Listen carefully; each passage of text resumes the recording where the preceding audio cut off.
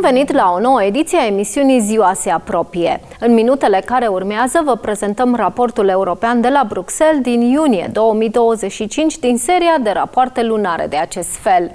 Tomas Sandell, președintele și fondatorul Coaliției Europene pentru Israel, îi are ca invitați pe Ivars Ijabs, membru al Parlamentului European, și pe Vassilios Tsirmpas, membru al bordului Coaliției Europene pentru Israel, pentru a discuta despre situația actuală deosebit de complicată a Israelului. Vizionare plăcută! This month, both in the Gregorian and the Hebrew calendar, we celebrate the 77th anniversary of the modern state of Israel. It is often said about the Jewish state that it is both very old and very young at the same time. There is no other people group in the world which is currently living in the same land, speaking the same language, and has the same religion as they did 3,000 years ago. At the same time, Israel is a modern, vibrant society, which for a reason is today called the startup nation. With us in the studio today to discuss Israel's role in the modern world and its 77th anniversary, we have Latvian member of European Parliament, Ivars Ijabs. Hello. I hope I got the pronunciation right. Yes. More or less. Mr. Ijabs is from the Renew Group, which is a center liberal alliance here in the European Parliament. And we have on the right-hand side our new board member in the European Coalition for Israel, Vassilios Tsirmpas. Welcome on board. Thank you. In the program, and Vassilios Tsirmpas is also a professional lawyer. My name is Tomas Sandell. I am the founding director of the European Coalition for Israel, and this is the European Report. Mr. Ijabs, if we start with you, Latvia had once a vibrant Jewish community. And there are many famous Israelis and Jews around the world who come from Latvia. I think of Isaiah Berlin as an example. How would you characterize the relations between Latvia and Israel today, as Israel is celebrating its 77th birthday? Thank you very much for that question. Latvia still has a very vibrant and active Jewish community, which I have always the pleasure to cooperate with in many different contexts. But as for the relations, Israel is a friend, ally, and an important partner in many ways. There are many commonalities between the Republic of Latvia and the State of Israel because, we are all located in a very complicated geopolitical situation. And from that perspective, Latvia has a lot to learn from Israel because it has been surviving and flourishing all those 77 years in a very complicated geopolitical environment, which is still there. And in terms of protection, in terms of civil protection, but also in terms of vibrant pluralistic democracy to be preserved in such turbulent times. Also, what you just mentioned about the startup nations, there is a lot to learn from the State of Israel, and that's why we are maintaining active relations with the State of Israel and, of course, observing what's happening right now in the world, especially with the newly incoming U.S. administration, which causes a lot of, let's say, reflections all over the world. Of course, as a Finn, I can relate to the situation of Latvia, and we could have a separate program to discuss that, and obviously the challenges that we face from our eastern border and ongoing war in Ukraine, but that will be for another program. Mr. Tsirmpas, Vassilios, if it's true for Latvia that they have a very rich Jewish history, this is of course particularly true also for Greece. And you are a new board member, as I mentioned, of European Coalition for Israel, also meaning that you have had an interest in these issues for many years. Can you tell us, first of all, why you, as a Greek person, would be interested in Jewish issues and the situation for Israel? And can you also perhaps tell us a little bit about the Jewish community in Greece today and relations between Greece and Israel?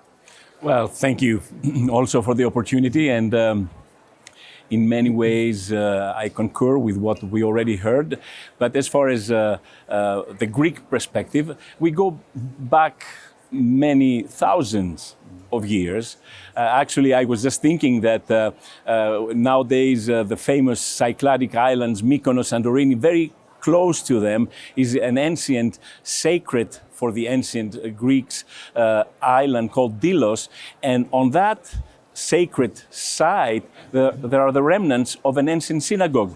So that really goes back. And of course, if we read about even the Babylonian captivity, they say that a number of Jews came to Greece. So, of course, we go way back in history. And now, jumping forward, the dramatic events during the Nazi occupation in many ways became a very negative and traumatic highlight, where basically the Jewish population was depleted and was taken to concentration camps. They were exterminated. There was a slight difference of treatment as to the southern part of Greece versus to the northern part of Greece. A lot of more opportunities in the southern part of Greece for Jews to be rescued and to be hidden, or to even find ways to still remain away from the Nazi danger. But all this to say that this history had its highs and it had its lows.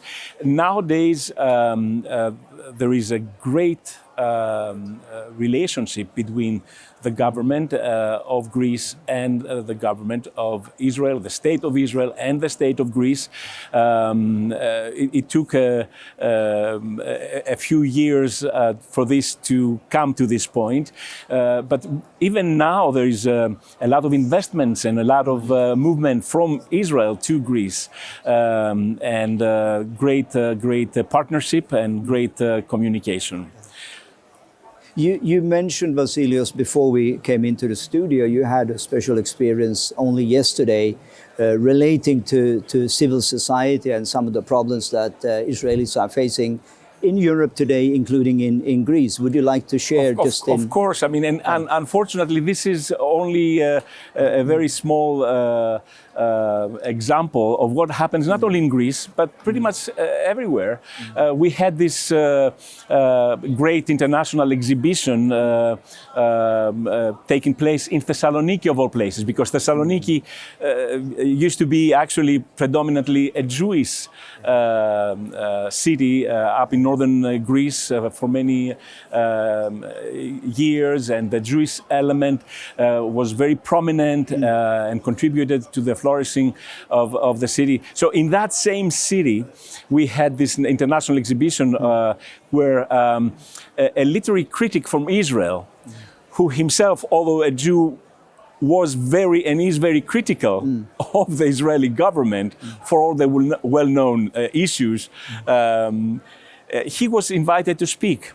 And suddenly we had a huge number of demonstrators that stormed into the event, an event that was an official event with Palestinian flags, and which really led to the people who were organizing this to actually stop everything for reasons of safety and of reasons, and it's really a schizophrenic type of situation for demonstrators to come and block an event where actually a free thinker who happens to be a Jew is invited to speak, which is an indication of what we are experiencing. Exactly, and In Latvia, my experience, maybe it's not completely right, my perception is that in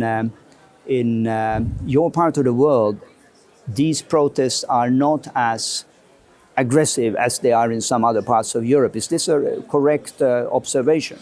Yes, and I have to say that in my own country, I think in terms of,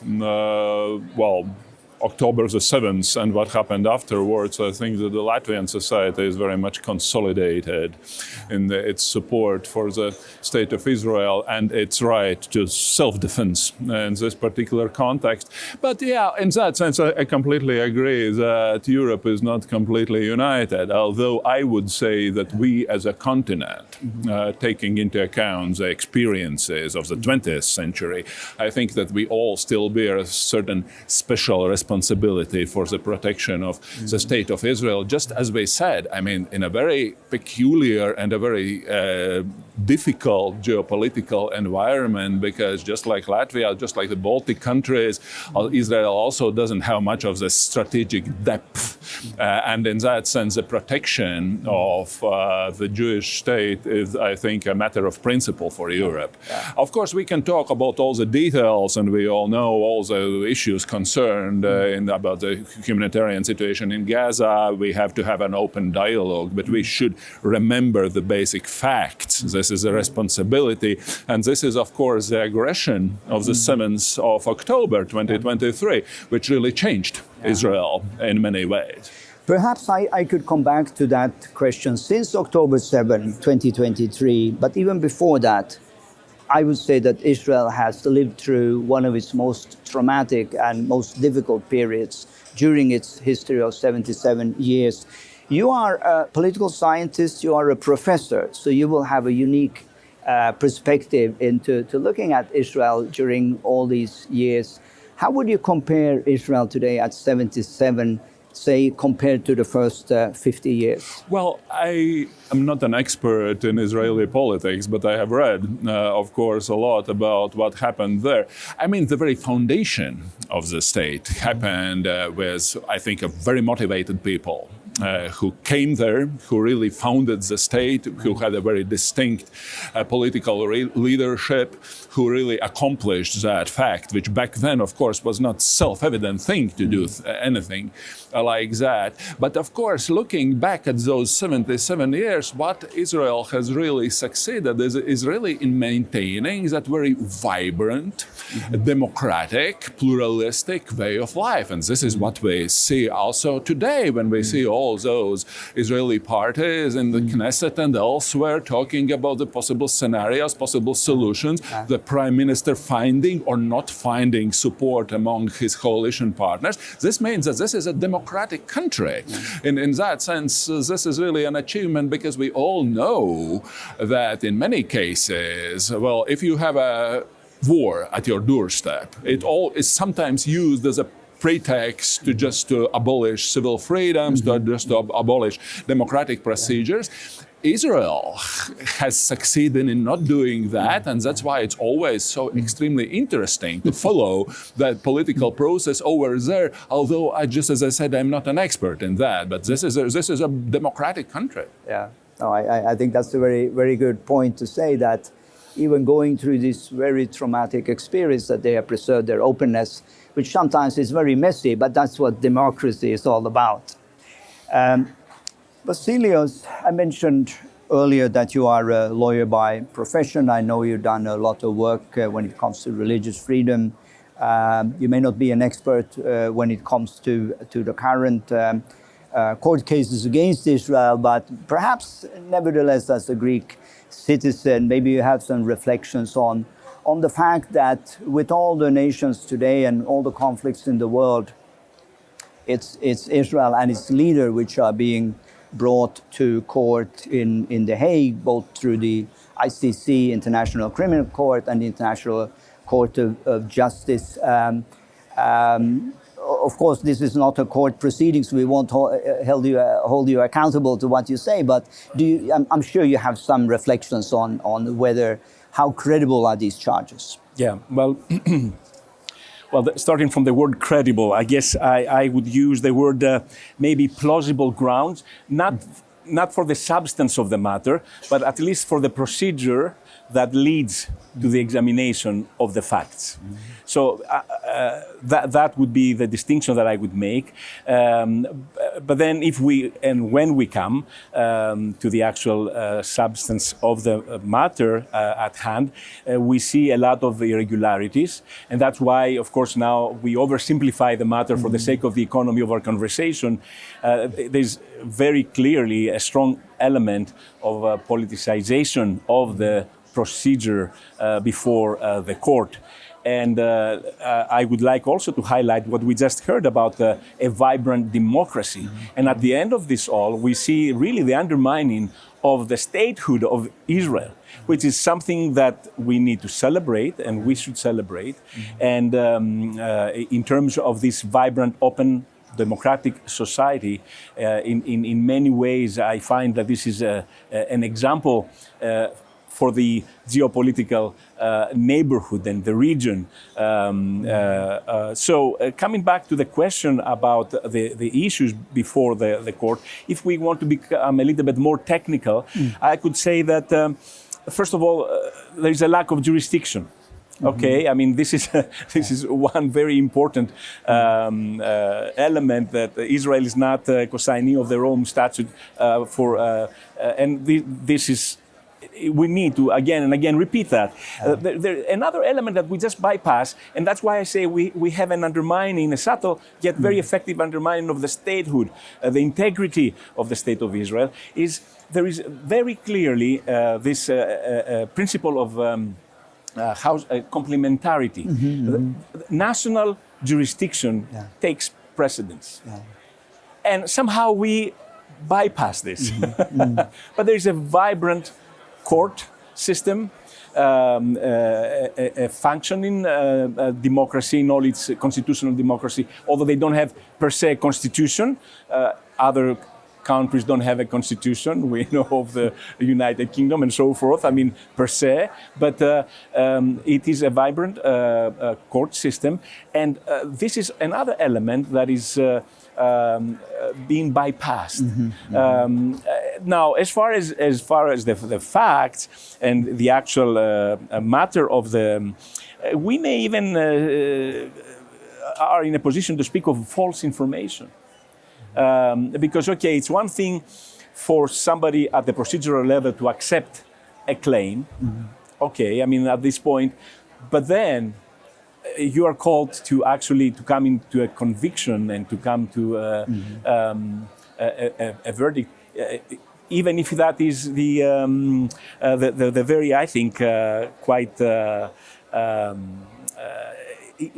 infamous by now, you know, these orders against the Prime Minister of Israel. The information upon which all these are based have been proven wrong. So in that respect, I think it's very problematic. I would say that we have a very strong case of politicizing the overall system. Thank you. You heard it from a lawyer, Vassilios Tsirmpas, and we couldn't be more convinced. Sticking with the hot topics, and obviously when we speak about Israel, there are many hot topics, and it's controversial per definition. But nevertheless, I have said that often in this studio, that the relation between EU and Israel over the last 5 years, with the same leadership as we have now, when we speak about Ursula von der Leyen and Roberta Metsola, have been rather exceptional. Now we have a new High Representative, and I think for many in this building, and that's good news, and from your neighboring Estonia. But what are your expectations for the next 5 years? It's not quite five, it's 4 years now until there will be a new commission. And especially when we bring up something which may change within the next few weeks, there will be a conference, a UN conference on the two-state solution in New York, June 2 to 4. And the French president is pushing quite actively behind the scenes for a recognition of Palestinian state. I promised you controversial issues. Here is one. What are your comments? Well, thank you for that question. I would say that as for two-state solution, we all know that also in the European Parliament and also my own country, Latvia, is in support of the two-state solution, but it depends very much on what do you mean by that. I think that the EU also in the framework of the next 5 years should support what we call negotiated two-state solution, because we all know that right now the situation is extremely difficult. I mean, as for the proposal to recognize Palestine, I don't see any reason to do it right now urgently, because we don't see anything like a credible state anywhere. Because in that, what's happening in Gaza, we all know, and we are closely observing what's happening there. And from that perspective, I think that UNRWA has really in many ways discredited itself, and the UN should think together with Europe also about possible solutions, how to proceed also in terms of humanitarian aid over there. As for the Palestinian Authority, I do not think that this is really a credible partner to be recognized from the EU side as a Palestinian state. In that sense, I think that we should probably stick to the formulation about the two-state solution as a possible way to move to. But right now, the recognition, although some of the member states have already done that, wouldn't be a very good signal over what's happening there, which is basically an initiative just to get rid of clearly terrorist organization, which started the current situation on October the 7th. Yeah. Do you? I have quoted President Macron earlier in this program, and I recall that on October 8th, he came out with this idea of saying now we need to form an international coalition to defeat Hamas, the same way as we defeated ISIS. And of course, it didn't take many weeks until this proposal was no longer on the table. But do you, what do you think is the driving force? I mean, Macron so happens to be in the same Renew group, so you may have to choose your words carefully. But any reflections as to why this urgency? What's the motivational logic behind it? Well, I think that there is a legitimate worries about the humanitarian situation, and since we are living in this widely mediatized world where everything is observing what's happening there, of course, this causes also certain repercussions in the member states, which is, to my mind, okay, and so on and so forth. But at the same time, we should stick to the basics. As for what has why the situation is right now like it is, it's very much also about this hostage situation, because we all know, and there are people also in Europe who tend to forget this fact that basically Hamas could immediately stop the whole thing if they release the hostages. We really appreciate that gentleman was released yesterday, but there are also more than 50 hostages still in captivity. And in that sense, I think this should be the primary topic to accentuate when dealing about the European attitudes right now. But, well, I think that the West should remain united. I think that along with Macron and other colleagues, I think that the incoming US administration is also an important player, and that's why I think that we should have a common attitude and a common policy. Yeah. And maybe we can also add that the Renew group plays a very significant role now with the High Representative being from your party group. being for neighboring Estonia. And I think that Kaja Kallas is doing a good job, and in that sense, I think that she is going to, raise the profile of the very office of the High Representative. Yes. Vassilios Tsirmpas, we have just a few minutes left, and I'd like to give you and our distinguished member of European Parliament an opportunity to send a greeting to Israel at 77. If this would be, and I hope the President is watching the program, what would you say to Israel at 77? What are your words of encouragement or hope for the future? There are many ways to approach that. Many things come to my mind. I would just choose one. What we enjoy at the roots of it as a civilization is the Judeo-Christian values. And there is a lot of inspiration that we find from the Jewish prophets, even nowadays, even more so.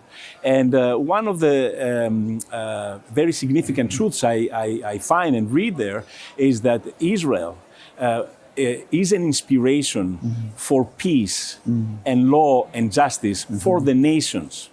So my wish would be for Israel to long live and be on its way to the fulfillment of that mission. Fantastic. Israel can serve as a role model for many European countries right now in terms of its strengths, in terms of its realistic and at the same time very value-based attitude towards policies. And my wish would be just remember that Europe stands with Israel, Europe has to stand with Israel, and only together as a Western world, also based on the Judeo-Christian values, we can be strong and united. Fantastic. There, President Herzog, you heard from your friends in the European Parliament here in Brussels that we continue to stand with the Jewish state. We know that the Jewish people are resilient. They've been along for the last 3,000 years, and you will be along here for many, many hundred years to come. And with these words, I want to thank you again for taking part in the program. I want to thank our viewers. This has been another edition of the European Report, and you will be able to watch us again next month here from the studio in the European Parliament in Brussels.